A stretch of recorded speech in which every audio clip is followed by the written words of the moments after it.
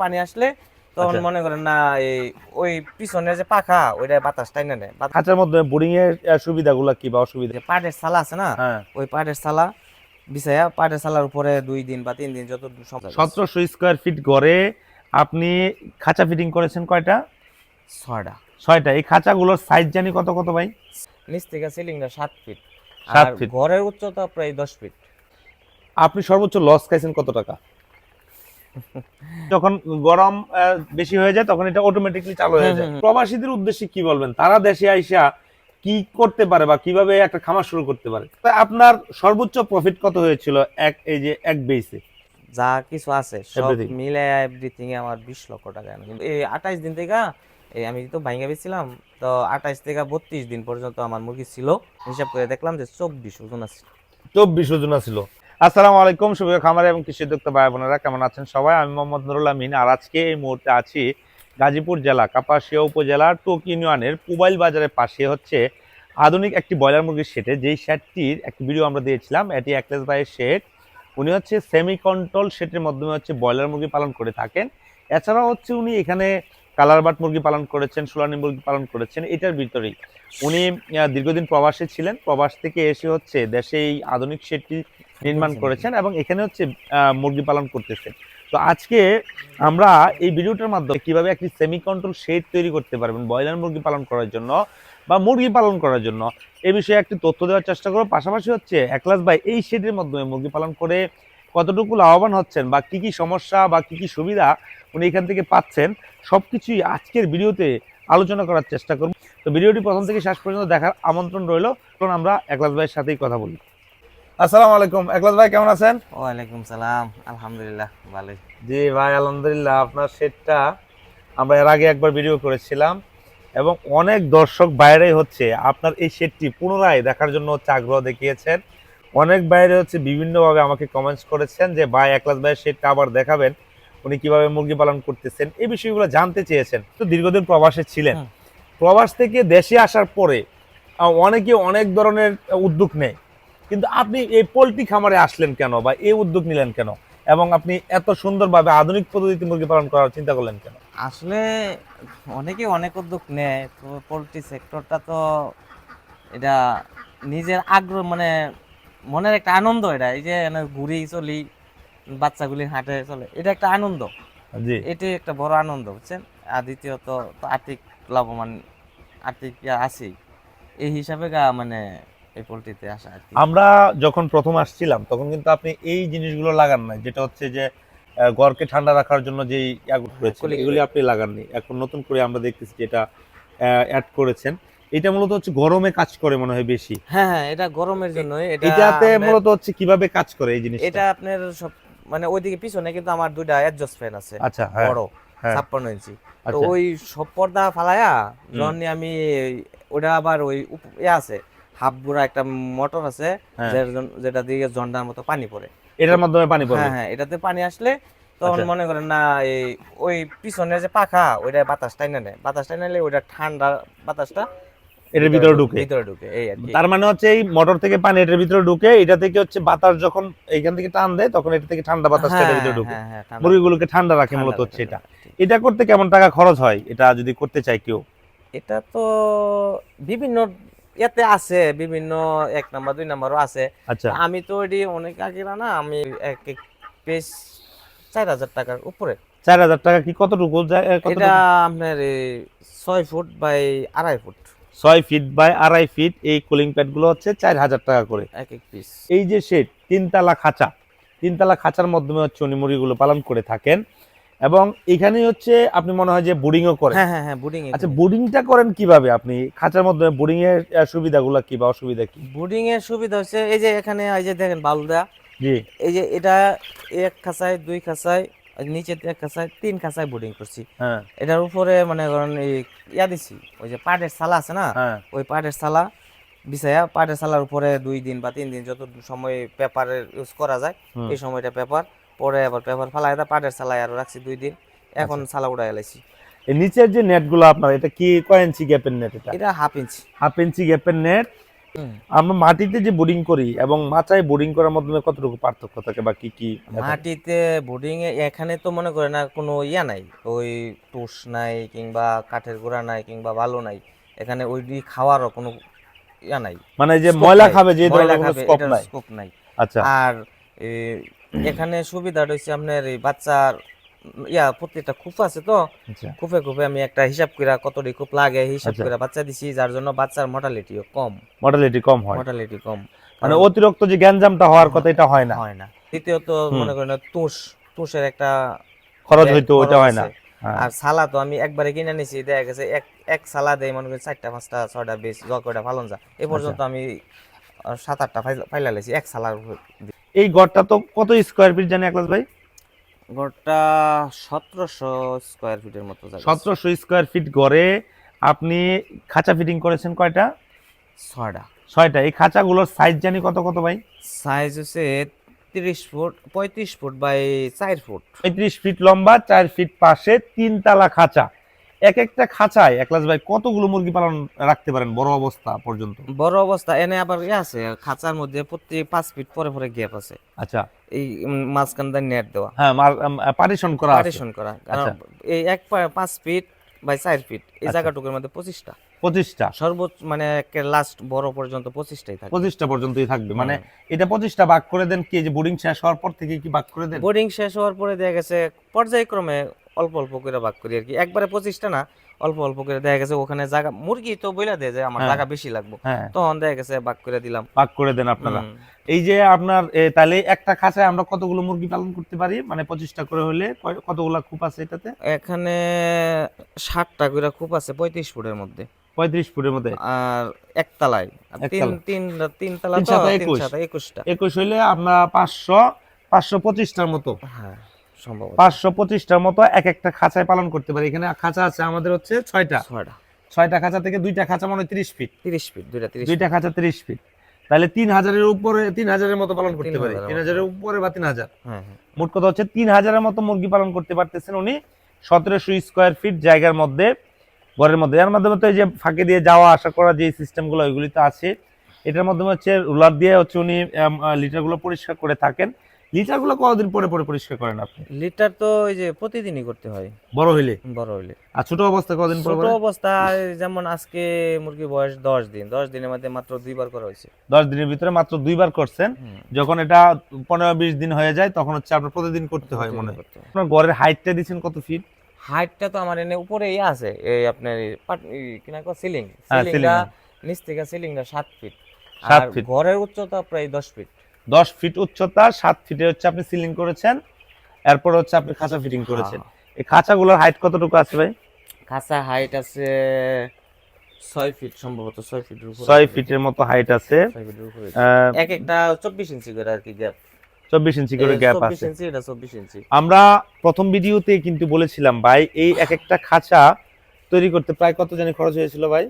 এক একটা খাঁচায় আমার তো এই খাঁচায় টোটালি 6টা খাঁচায় আমার 8 লক্ষ টাকার মতো ব্যয় হয়েছে। তা আমি পার খাঁচা কত হয়েছে এটা আমি আর কোনো সময় বাগটাগ করি নাই। মানে যা 8 গেছে লক্ষ গেছে। টাকার মতো খরচ হয়েছে। হ্যাঁ। এখানে কিন্তু খরচ আরো কমানো সম্ভব যদি আপনি, উনি কিন্তু অনেক মজবুত করে করেছেন। এই যে যে ইয়াগুলো আছে, অ্যাঙ্গেলগুলো আছে, এগুলো অনেক মজবুত দিয়েছেন। বা মোট কথা হচ্ছে উনি কাজটা ওনার নিজের মতো মডিফাই করে করেছেন যাতে এটা দীর্ঘদিন উনি এটাতে পালন করতে পারেন। উনি দীর্ঘমেয়াদী একটা প্ল্যান নিয়ে হচ্ছে এই কাজটা করেছেন। এবং আপনারা জানেন আমরা প্রথম ভিডিওটা কিন্তু প্রায় আজ থেকে 1 বছরের উপর হয়ে গেছে আমরা দিয়েছিলাম, তখন এটা মোটামুটি নতুন ছিল। হুম। তো এই পুরোটা বছরই কিন্তু উনি বিভিন্ন সময় বিভিন্ন মুরগি পালন করতেছেন, ব্রাউন কক কর্ন, এই কালার কালার বার্ড আছে, ব্রয়লার, এগুলি কিন্তু উনি পালন করেছেন। তো এটা কিন্তু উনি নিজে মডিফাই করছেন যে এটাতে দীর্ঘদিন পালন করার এই উদ্দেশ্যে কিন্তু খরচটা একটু বেশি হইলেও উনি মজবুত করে করেছেন। এখন তো খাবার দিচ্ছেন হচ্ছে ভিতরে, ভিতরে। পানিগুলো হচ্ছে ওনার বাচ্চাগুলো নিপেলে খাচ্ছে, হ্যাঁ। নিপেলে তো বড় অবস্থা পর্যন্ত খায়। হ্যাঁ। আর যখন বড় হয়ে যায় তখন মনে হয় বাইরে পাইপে খাবার দিয়ে বাইরে দেন। পাইবে, হ্যাঁ হ্যাঁ। পাইপে খাবার দেন। আর এখন হচ্ছে নিপেলে ওই যে ভিতরে যে ইয়াতে আছে খাবারের পাত্রে হচ্ছে উনি খাবারগুলো দিচ্ছেন। যে 1 বছর ধরে হচ্ছে ব্রয়লার মুরগি পালন করছেন বা কালার বার্ড পালন করেছেন, আপনি সর্বোচ্চ লস খাইছেন কত টাকা? খামারি তো বর্তমানে সব সব জায়গায় ধরা, হ্যাঁ নিজেও খাইছি। আমি সর্বোচ্চ 1 লক্ষ টাকার মতো ধরা গেছে। 1 লক্ষ টাকা ধরা খাইছেন। কি নষ্ট হয়েছিল প্রচুর। হ্যাঁ, আরেকটা বিষয় বলি আপনাদেরকে, একলাস ভাইয়ের লাভ লসের হিসাবটা কিন্তু ওনার পারিশ্রমিক বা কর্মচারী বিল বাদ দেওয়ার পরে হিসাব করেন। আমরা যেটা হিসাব করি যে 20,000 টাকা লাভ হয়েছে, এখানে আমাদের পারিশ্রমিক বাদ দিই না, আমরা বলি যে 20,000 টাকা লাভ হয়েছে, কিন্তু পারিশ্রমিক বাদ দিলে আপনার হয়তো 5-10 হাজার টাকা লাভ হইতে পারে। না, আমি তো এনে পরিশ্রম করি, আমি অন্য জায়গায় কাজ করলে আমি মাসে 10-15 হাজার টাকা বেতন পাইতাম। হ্যাঁ, তো আমি এখানে কাজ করতেছি, আমার একটা বেতন আছে না, অবশ্যই বেতন আছে। তো আমি এটা তো অবশ্যই বাদ দিলাম। হ্যাঁ, এটা অবশ্যই বাদ দিতে হবে। যাদের অল্প জায়গা রয়েছে, যারা আধুনিক পদ্ধতিতে ব্রয়লার মুরগি পালন করতে চান, তারা একলাস ভাইয়ের এই খামারটা ফলো করতে পারেন। এখান থেকে অনেক কিছু শিকার, কিন্তু খুব বেশি দুর্গন্ধ হয় না। আমরা যেটা দেখি যে অনেক খামারে গেলে যে দুর্গন্ধ হয় প্রচুর, কিন্তু একলাস ভাইয়ের এখানে কিন্তু এই ধরনের সমস্যাটা হয় না। কোনো গন্ধ পাইতেছেন? না না, কোনো গন্ধ আমরা এখানে পাচ্ছি না। তো এটা মূল কারণ হচ্ছে যে একজন সচেতন খামারি যদি সে সঠিকভাবে মুরগি পালন করেন, সঠিক পরিচর্যা যদি করেন, তাহলে এই ধরনের সমস্যাগুলো হবে না। আমরা এর আগে যেটা দেখিয়েছিলাম, এটা হচ্ছে কন্ট্রোল বুট। ওনার এখানে হচ্ছে হিটটা নিয়ন্ত্রণ করা হচ্ছে এই বুটের মাধ্যমে।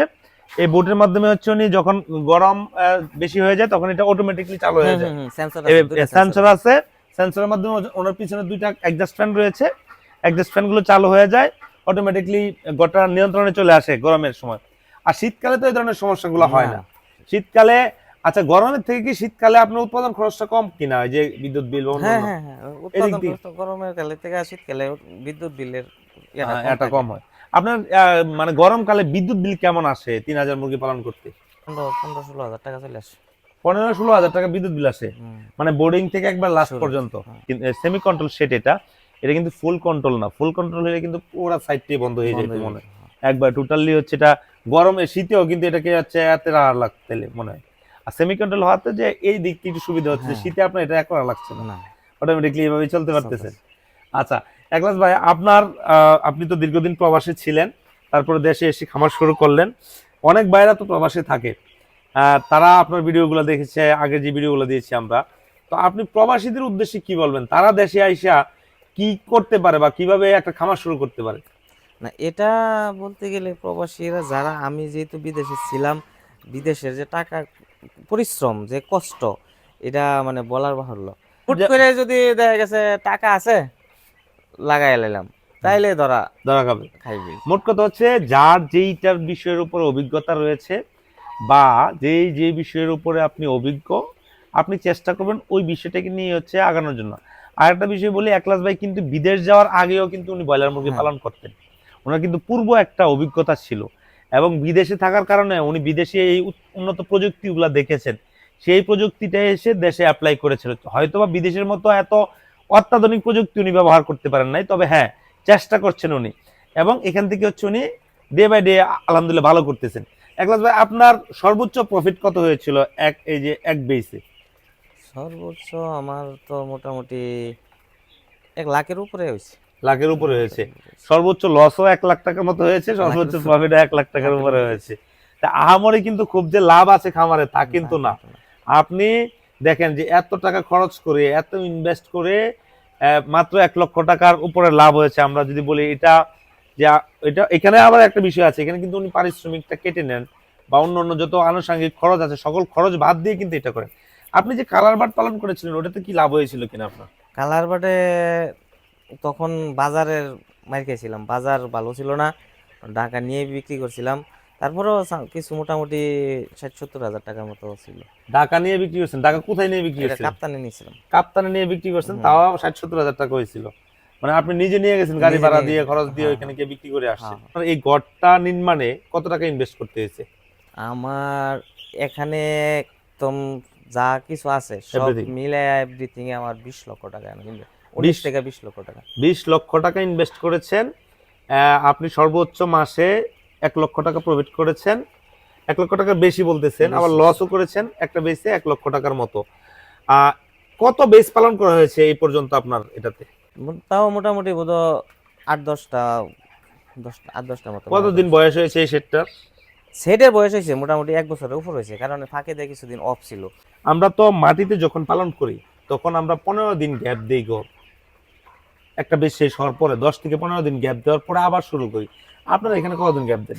আমার এখানে যদি দেখা গেছে অন্য কোনো সমস্যা না থাকে, আমার বিভিন্ন অন্য ঝামেলা না থাকে তাহলে আমার আর গ্যাপ লাগে না এখানে। এখানে বড় জোর আমার এই ইয়ারি ধোয়া, আমার এই যে বেল টেল ধোয়া বড় মানে জোর মোট 4 কথা হচ্ছে দিন, ঘরটাকে জীবাণুনাশক দিয়ে স্প্রে করে বড় সর্বোচ্চ 5 দিন 5 দিন পরে আবার বাচ্চা নিতে পারেন। বাচ্চা নিতে তার পারবে। মানে এখানে কিন্তু এটাও একটা সুবিধা যে মাটিতে হইলে আপনার ওই যে 10 দিন 15 দিন গ্যাপ হচ্ছে, এটা ওনার হচ্ছে না, 5 দিন পরে হচ্ছে আবার উনি বাচ্চা নিতে পারতেছেন এবং মুরগি পালন করতেছেন। যে আমাদের দেশে তো অনেক তরুণ যুবক তরুণ উদ্যোক্তা রয়েছেন যারা হচ্ছে ভবিষ্যতে হচ্ছে ফার্মিং নিয়ে চিন্তা করেন। তারাদেরকে কি মনে করেন যে অ্যানালগ সিস্টেমে মুরগি পালন করলে ভালো হবে নাকি এই আধুনিক পদ্ধতিতে মুরগি পালন না, করলে ভালো হবে? বর্তমান সিচুয়েশনে যদি যারাই নতুন আসবে, যদি মনে করে যে না মোটামুটি ইনভেস্ট করতে পারবে, তাহলে আধুনিক সিস্টেমে করলে একটু সুবিধা, সব দিক দিয়ে সুবিধা আছে। হ্যাঁ, সব দিক দিয়ে সুবিধা আছে, পরিশ্রম কম এবং উৎপাদন বেশি। উৎপাদন বেশি, মানে পরিশ্রম কম হচ্ছে, এখানে আপনার উৎপাদনটা ভালো হচ্ছে। ভালো হচ্ছে। আপনার এখানে গড় ওজন কেমন আসে এক মাসে? আমি তো যেমন গত বেচে আমি 28 দিনে বিক্রি করা শুরু করছিলাম, 28 দিনে আমি ইয়া পাইছি 22, মানে 2200 গ্রাম। 2 কেজি 200 গ্রাম মানে এভারেজ গা আমার 28 দিন থেকে আমি তো ভাঙ্গা বেচছিলাম, তো 28 থেকে 32 দিন পর্যন্ত আমার মুরগি ছিল হুম, খামারে। তো এভারেজ গড় হিসাব করে দেখলাম যে 24 ওজন আছে। 24 ওজন ছিল। তা আলহামদুলিল্লাহ, এটা কিন্তু অনেক মারাত্মক বিষয় ভাই। আপনি মাটিতে কিন্তু এত ওজন নিয়ে আসতে পারবেন না, 24। কোনোভাবেই সম্ভব না।